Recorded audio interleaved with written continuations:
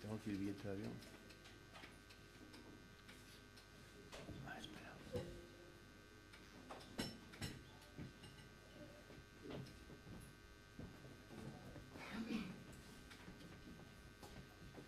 Ahora nos falta Luis. Sí, ya está ahí, está ahí. Oye, te le voy a los micros que están altísimos, ¿eh?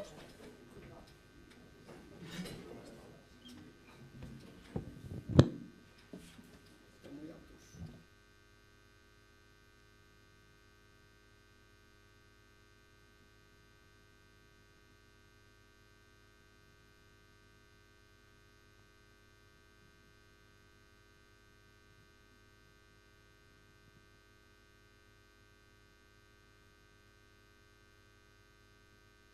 Va ahí, ¿vale?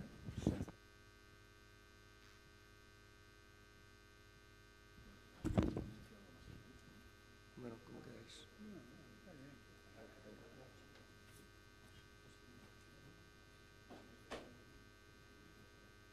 Ya están, ya están. Pues buenos días. Pero vamos a presentar este informe que hacemos anualmente sobre la declaración del impuesto sobre sociedades este año, del año 2017. También incluye los comentarios o las novedades. Normalmente no hacemos este tipo de convocatorias por este año, aunque no lo teníamos previsto, porque cuando todas estas noticias sobre el cambio de impuestos a sociedades han sido después de que nosotros os convocáramos, nos ha parecido, pues como siempre, lo que queremos es hacer reflexiones para que vosotros podáis hacer vuestro trabajo, ¿no? O sea que quiero advertir que realmente nosotros, cuando convocamos esto, no desconocíamos las noticias que han salido sobre cambios en el impuesto sobre sociedades, ¿no? Entonces hoy tenemos los de siempre, ¿no? Luis, el presidente, y Rubén, y hoy tenemos el honor, de verdad, de tener posiblemente el máximo referente sobre contabilidad e impuestos sobre sociedades en España, sin discusión, ¿eh? Para nosotros es un honor, un inspector de Hacienda, economista, abogado. El libro, el manual sobre impuestos a sociedades es el que ha utilizado varias generaciones de fiscalistas, y por tanto que nos acompañe hoy es un profundo honor. Y nos había parecido que él también nos podía ayudar a hacer una valoración, si el impuesto a sociedades recauda suficiente, no recauda suficiente, si está normalizado con el resto de los países de nuestros socios de la Unión, el resto del mundo, ver el papel. O sea, es una persona que nos puede ayudar a acabar de centrar. Yo no solo es nuestro presidente, el rey, el que tiene de trabajar ahora, ¿no? Bueno, muy buenos días. Muchas gracias por venir, como siempre, a todos. Bueno, yo creo que reitero también lo que ha dicho Valentín respecto de don Eduardo Salgadea, que creo que es un honor para nosotros tenerlo hoy aquí y que haya hecho también unas notas en este documento que os vamos a presentar. O sea, si os fijáis, hoy, como siempre, yo hago la presentación de lo que os hemos puesto en la carpeta, que son un poco los números del impuesto sobre sociedades, las novedades para el ejercicio 2017, algunos aspectos a tener en cuenta en la liquidación, la gestión del impuesto, las novedades para el 2018 y, por supuesto, las reflexiones que ha hecho don Eduardo para este número especial, ¿no? Si os fijáis en la recaudación, por ir rápido, pues habréis visto que el impuesto sobre sociedades ha recaudado 23.000 millones, que ha tenido un incremento del 6,76% respecto al año anterior. Yo creo que todos nos tenemos que olvidar de esa recaudación máxima que hubo en el año 2007, porque no es una recaudación real, y como hablábamos ahora mismo antes de entrar aquí, creo que la recaudación está muy parecida con los países de nuestro entorno, es decir, alrededor de un 2,5% del PIB, y que creo que estamos en esa línea, ¿no? Y recaudaciones más altas va a ser difícil que podremos esperar de este impuesto. Si os fijáis respecto de otros impuestos, veis como el impuesto sobre la renta, que ha llegado a 77.000 millones, ha crecido respecto al año anterior también otros 6, y pico por ciento, ¿no? Y, por ejemplo, el IVA, si os fijáis que también ha recaudado 63.000 millones, solo ha incrementado un 1, algo por ciento respecto del ejercicio anterior, ¿no? Respecto a lo que es los contribuyentes de este impuesto, habréis visto que hay 1.423.000 contribuyentes, de los cuales solo 361.000 tienen cuota líquida positiva. Y al final, realmente, quienes pagan este impuesto, aproximadamente el 50% de este impuesto lo pagan solo 727 contribuyentes, es decir, el 0,2% de los contribuyentes con cuota líquida positiva. Los incentivos más significativos para el año 2018 que se prevén para este impuesto van a ser la reserva de capitalización, que está teniendo bastante éxito entre los contribuyentes, la reserva canaria y, bueno, el impuesto, el I+D+I, que como sabéis, solo lo aplican los grandes contribuyentes. Bueno, digamos, es una visión, digamos, de los números del impuesto sobre sociedades. Respecto a los tipos impositivos, la comparativa con otros países, si os fijáis en la página siguiente, veis cómo quien tiene el ranking más alto es el impuesto, Francia, con el 43%, con el 44%, sigue Estados Unidos y a partir de ahí, bueno, España se queda en una posición media del 25%, respecto a otros países como Suiza, que tiene el 8,5% de tipo, o Irlanda, con el 12,50%. Respecto de los cambios normativos en el periodo 2008-2018, lo que queremos significar es que ha habido 200 impactos tributarios, es decir, ha habido 200 cambios fiscales desde esa fecha. Realmente son muchos, son realmente muchísimos, ¿no? Y si os fijáis, y ahí tenéis una lista de todas las modificaciones que ha habido en este periodo que hemos elegido y que se ha hecho a través de leyes o bien a través de reales decretos, empezando por la Ley 4/2008 y acabando en el Real Decreto 3000/2016 con la Ley 27 anterior a este decreto, que ya modificó de una manera bastante significativa el impuesto sobre sociedades, ¿no? Y en este periodo 2008-2018 creo que los cambios más significativos en cuanto a tributación ha sido el nuevo tratamiento que ha habido respecto a los deterioros de cartera que cotizan o que no cotizan, o también de los deterioros de todo lo que tiene que ver con los activos del inmovilizado, intangible e inversión inmobiliaria. También ha habido un cambio significativo en lo que ha sido la corrección de la doble imposición, tanto la interna como la internacional. Antes había unas deducciones en la cuota y ahora tenemos las exenciones, aunque todavía existen algunas deducciones en cuota. También ha habido un cambio significativo en lo que tiene que ver con las deducciones, con las pérdidas en las televisiones de las carteras, es decir, cuando las compañías pierden, cuando venden participaciones, ha habido un cambio muy significativo. La limitación de la deducción de los gastos financieros, la compensación de bases imponibles negativas, que es la que está provocando que este impuesto no recaude mucho más, puesto que ha habido todavía muchísimas bases imponibles negativas, o hay muchas bases imponibles negativas que las compañías pueden compensar, aunque, repetimos, con las limitaciones que marca la normativa. También las limitaciones a la deducción, a las deducciones en cuota, y también nos llama la atención ese cambio que ha habido en cuanto al pago fraccionado, que hemos pasado de un sistema tradicional a tributar a partir de un resultado mínimo contable, a partir del cual se aplica el pago fraccionado, ¿no? Bueno, en fin, estas son, digamos, los números y las cosas más significativas que hemos visto desde este periodo 2008-2018. Yo creo que ahora Rubén os va a hablar de las novedades que se aplican en el año 2017 como más significativas y que hay que tener en cuenta para liquidar el impuesto. Bueno, novedades no hay muchas en el 2017, pero las pocas que hay, la verdad es que son de gran calado. Y se refieren a las participaciones de empresas que cotizan o que no cotizan, que a partir de ahora y de antes ya, pues hay que tener en cuenta si tengo una participación significativa, es decir, si tengo más de un 5% de la compañía, o que cotice o no, o más de 20 millones de euros. Bueno, pues antes, con la nueva ley, si yo vendo y tengo beneficio, pues no tributo, porque lo elimino para evitar la doble imposición. Pues el año 2017, estas compañías que no cotizan en bolsa o que coticen, si transmito con pérdida, esa pérdida real, económica, no es fiscalmente deducible, ¿vale? El legislador ha optado por dar un tratamiento, digamos, simétrico. Si el beneficio no tributa, pues en este caso la pérdida tampoco es fiscalmente deducible. Solamente existiría un caso, que es cuando la sociedad de la cual participo se extingue. En este caso, bueno, pues el legislador me deja de deducirme la pérdida, pero la tengo que restar si hubiese tenido dividendos, que hubiesen quedado exentos durante los últimos 10 años.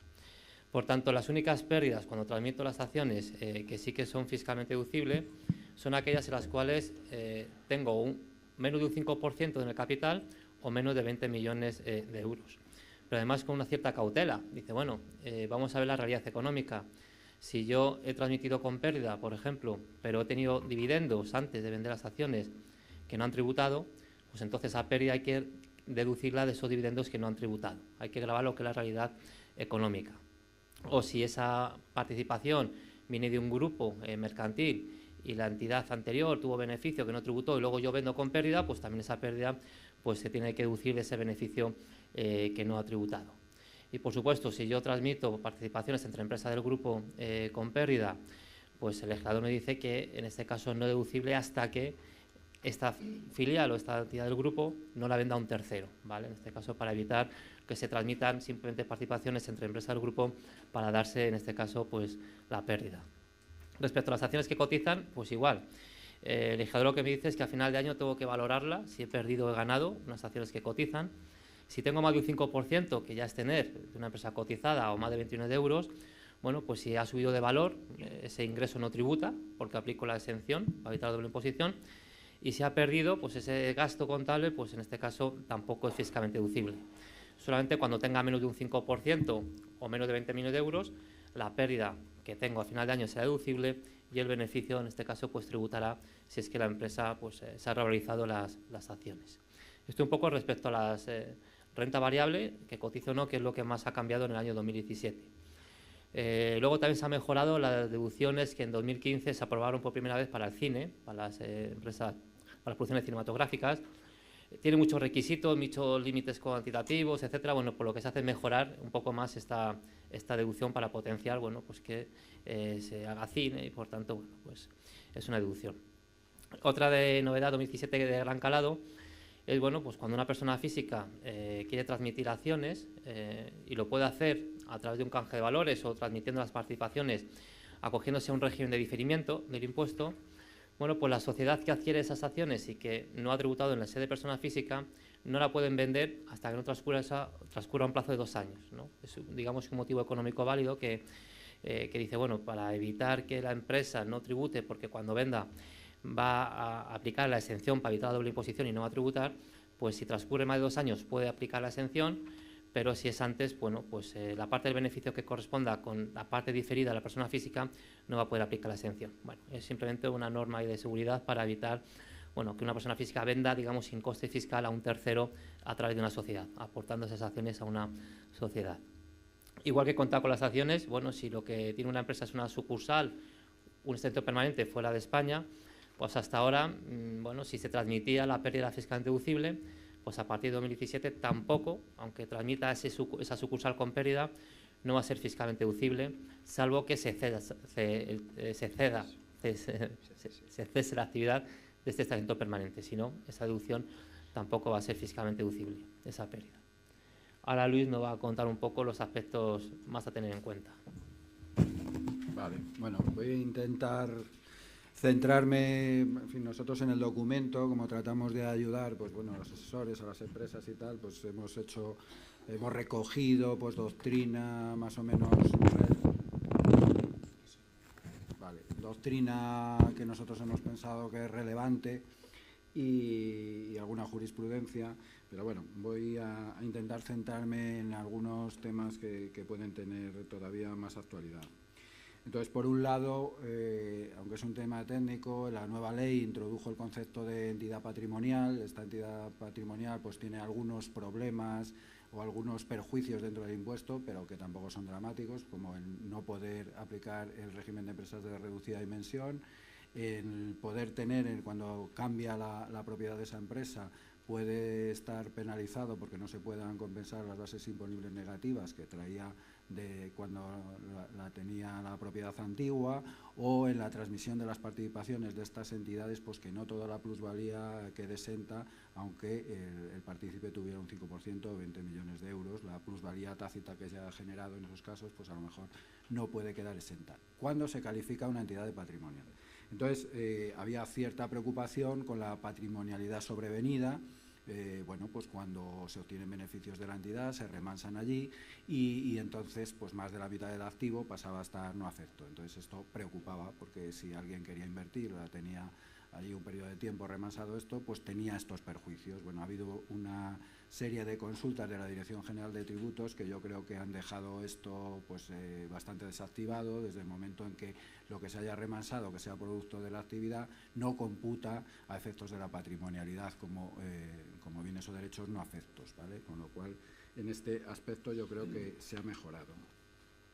Otra cuestión que, bueno, que es, en nuestro pequeño mundo crea bastante controversia es el tema de la deducibilidad de los intereses de demora cuando la Administración regulariza a una empresa, ¿no?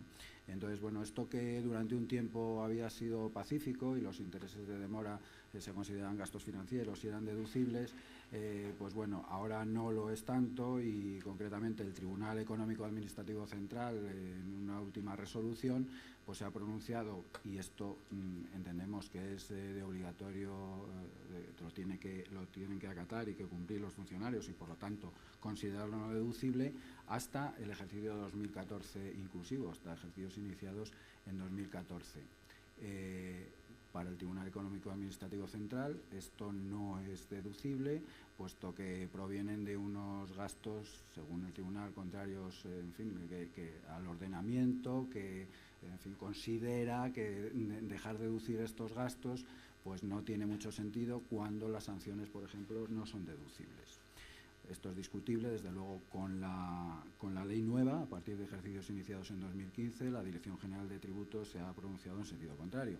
Pero bueno, esto tiene que ir evolucionando, está ahí. Nosotros llamamos la atención para, en fin, las empresas que están en este caso, pues que sepan cómo está la cuestión, ¿vale? En estos momentos sepan a qué atenerse.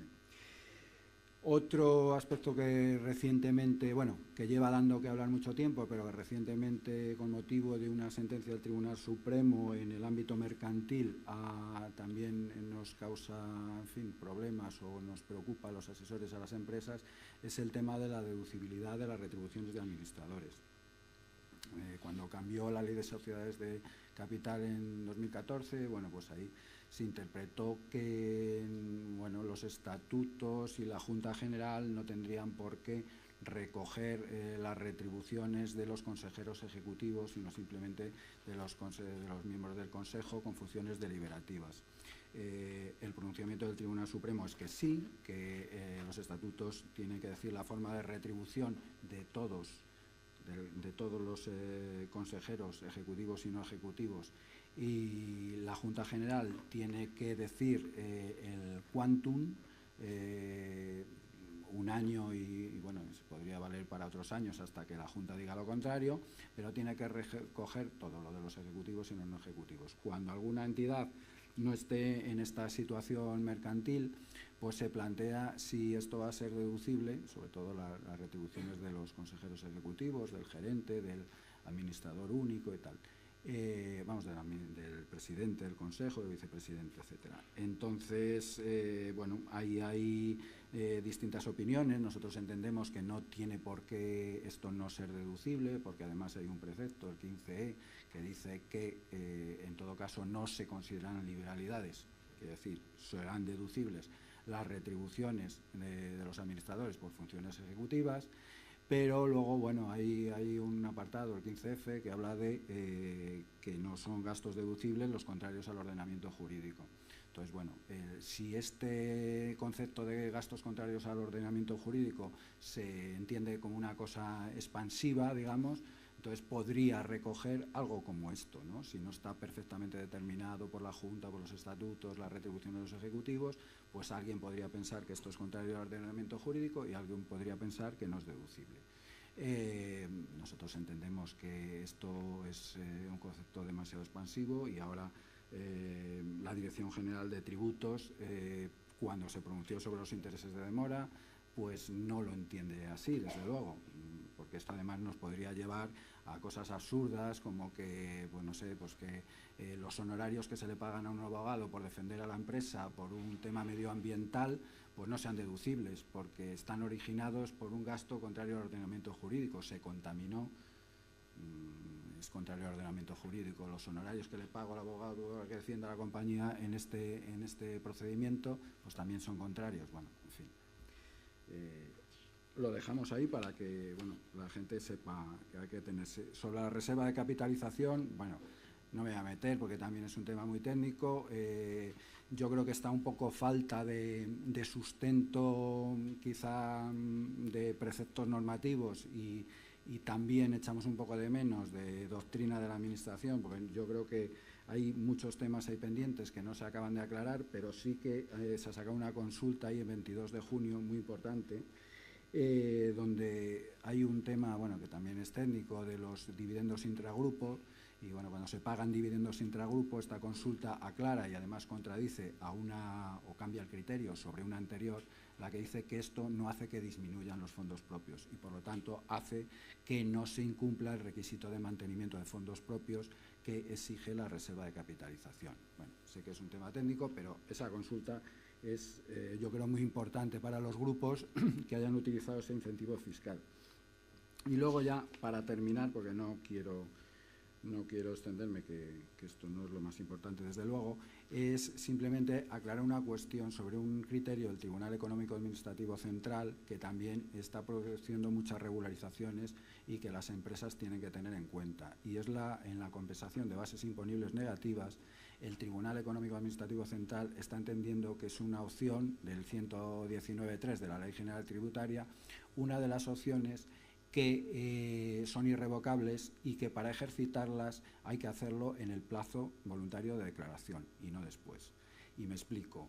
Una entidad que vaya a su asesoría y vaya el día 24 de julio y le diga, pues por favor, ¿me puede hacer la declaración del impuesto sobre sociedades? Hombre, pues si es que es 24 de julio y el plazo acaba mañana. Bueno, da igual.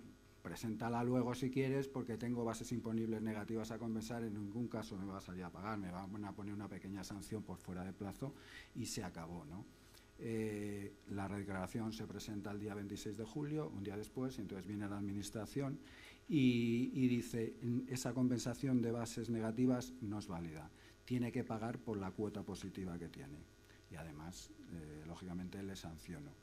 Y esto es porque la opción para compensar bases imponibles negativas solo se puede ejercitar válidamente en plazo hasta el 25 de julio.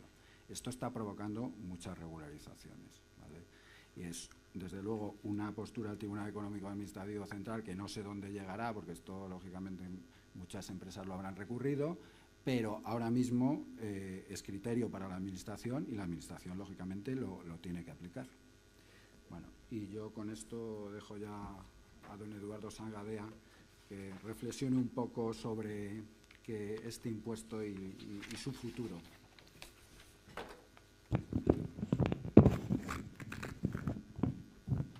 Bueno, pues muchísimas gracias al colegio, al consejo, por haber contado con mi modesta presencia. Me pidieron una nota sobre los aspectos internacionales del impuesto en el contexto de la globalización, cómo podría evolucionar, y es lo que todos ustedes tienen en el documento en la parte final. Esta nota consta, pues, básicamente de tres partes. En primer lugar, ojeo las alternativas, espigo las alternativas que hay al impuesto sobre sociedades tradicional. Tradicional es aquel que versa sobre el resultado contable.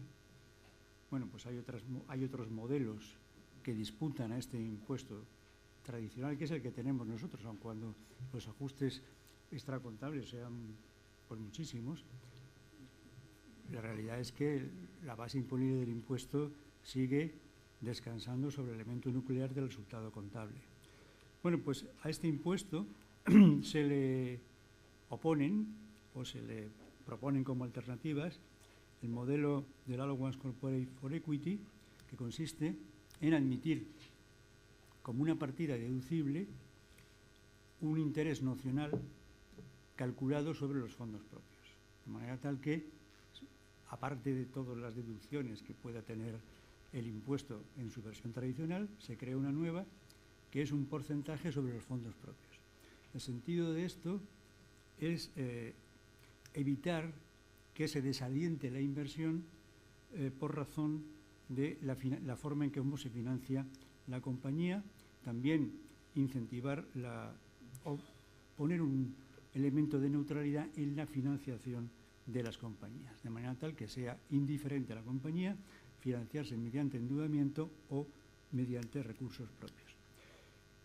Y en la parte opuesta de este Allowance for Corporate Equity está el Comprehensive Business Income Tax, que es una creación del Tesoro americano del año 1992 que consiste justamente en lo contrario. Es decir, no se admite ninguna deducción por intereses y el impuesto viene a ser, o la base del impuesto llega a ser algo muy próximo al resultado de explotación. Pues aquí también hay un elemento de neutralidad, porque si los dividendos no son intereses, perdón, los dividendos no son deducibles, los intereses tampoco. Y aquí tenemos otro elemento de neutralidad. Ninguno de estos dos impuestos o de estas dos modalidades ha triunfado. Sé que en Italia y en Bélgica existe el modelo ACE. El CIBIT, en su versión radical, no existe en ningún país del mundo que yo conozca, pero sí es cierto que las normas barreras a la limitación o de limitación a la deducción de intereses, en alguna medida podrían hacernos recordar el modelo CIBIT.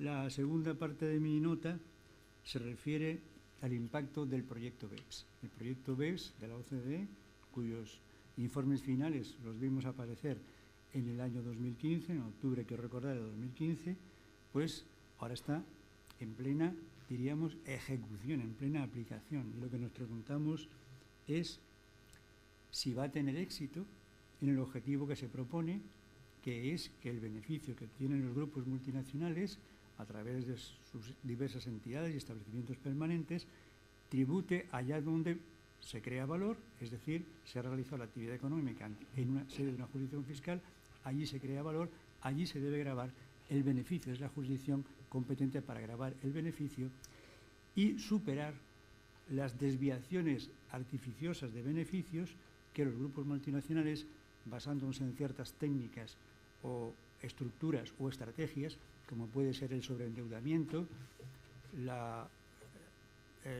girar royalties de una manera excesiva o realizar operaciones vinculadas a unos precios o con unas estructuras diferentes a aquellas que serían acordadas por partes independientes en condiciones normales de mercado. Y nos preguntamos entonces si el proyecto BEPS tendrá éxito o no. Bueno, esto tendría mucho que hablar. Yo la impresión que tengo es que el proyecto BEPS no ha sido muy contundente, es un paso positivo, arregla, pero no implica, desde luego, un cambio de paradigma en la fiscalidad internacional, como a veces se ha comentado, no implica tampoco fraguar un consenso que deslegitime la competencia fiscal, es decir, que deslegitime que Suiza tenga el 8% y Francia el 44%, según vemos en estos cuadros. Es evidente que cuando esta situación políticamente se admite y no se consensúa un acercamiento importante de los tipos de gravamen, los incentivos, los estímulos que hay para que las compañías con capacidad de proyección global pues trasladen los beneficios artificiosamente de una jurisdicción fiscal a otra, pues existen. Que los hagan efectivos o no es otra cuestión. Tampoco debemos entender ni pensar que las compañías multinacionales se dedican sistemáticamente a estas operaciones. Seguramente son una minoría las que se dedican a estas operaciones y dentro de esa minoría pues seguramente el impacto de unas operaciones en relación con otras es muy diferente. No creo que se pueda anatematizar de una manera absoluta el comportamiento fiscal de las entidades multinacionales. En el horizonte fiscal también vemos aparecer algo preocupante de la fiscalidad internacional, que es el unilateralismo.